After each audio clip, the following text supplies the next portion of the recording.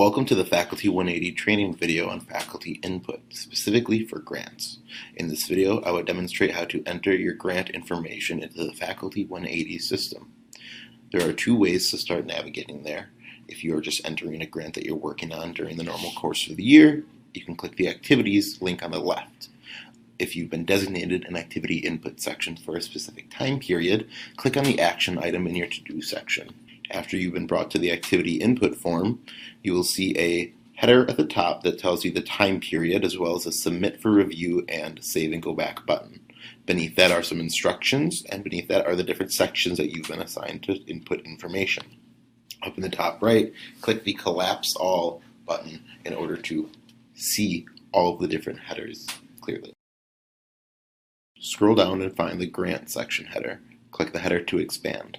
After the section expands, you will see a list of all of the relevant grants for this current activity input period. If you click View All, you will see a list of all of the grants that are currently associated with the account. Click the Add button in order to add an additional grant for this activity input period. After clicking the Add button, you'll be brought to the input form for grants. At the top, you'll have the status that you are to set for this grant. You may add additional status as time goes on, keeping a log of all of the different statuses that have been input for this grant. All required fields have an asterisk next to the field header. For instance, status, title are both required fields. Click the drop-down next to the status in order to choose one of the predefined statuses for grants. Then choose the semester and year.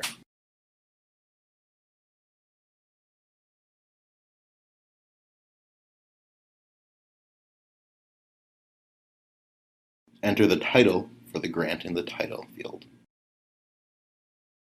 In the next section, you can choose the collaborators that are associated with this grant. You can list the names, the types, as well as reorder them on the left.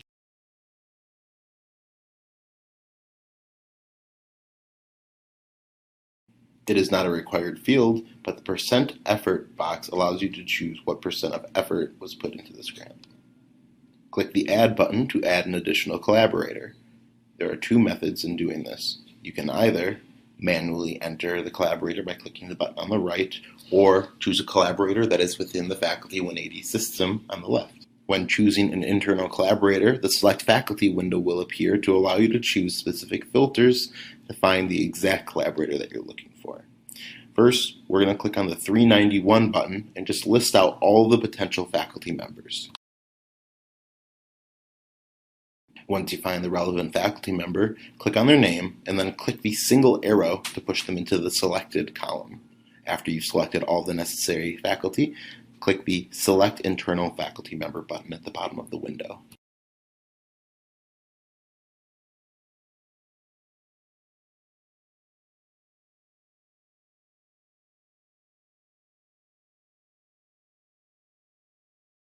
As you scroll down, you'll also be able to enter a URL to be associated with this grant. Additionally, you can add a description. You must enter a start date with every grant. If you are not sure when the start date will be, use the start date that was in the proposal.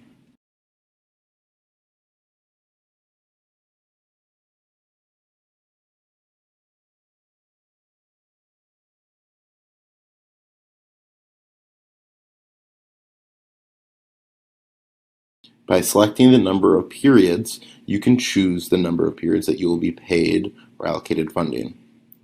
Just choose the necessary information as well as the duration of time.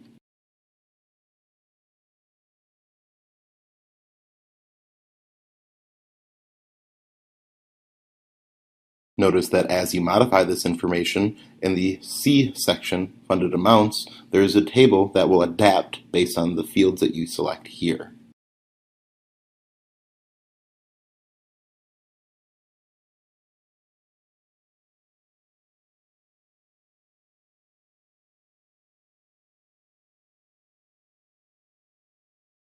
Also in section C, you can modify whether it's indirect funding, as well as the currency, and individually modify each period and the amount of funding received. Next, there are a number of activity classifications. Note that many things in this form, as well as in these activity classifications, will be customized per institution. You might not see all fields that are in this form, you might see additional ones.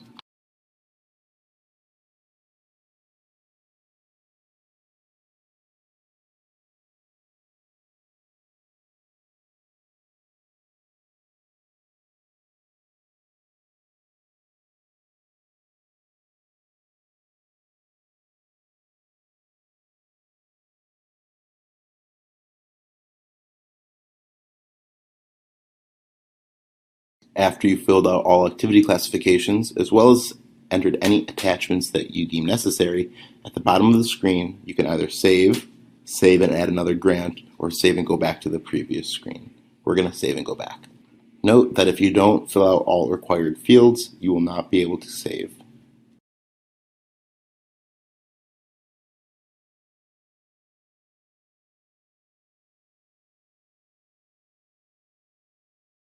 If you want to go back and edit a grant's information, as well as make a clone or delete, there are a number of buttons up to the right of the grant in the activity input form.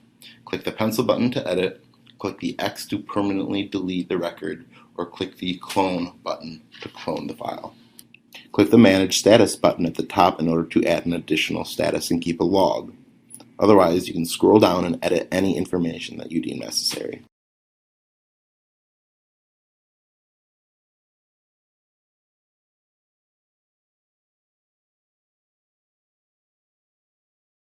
After you're finished, scroll down to the bottom and save any changes that you've made.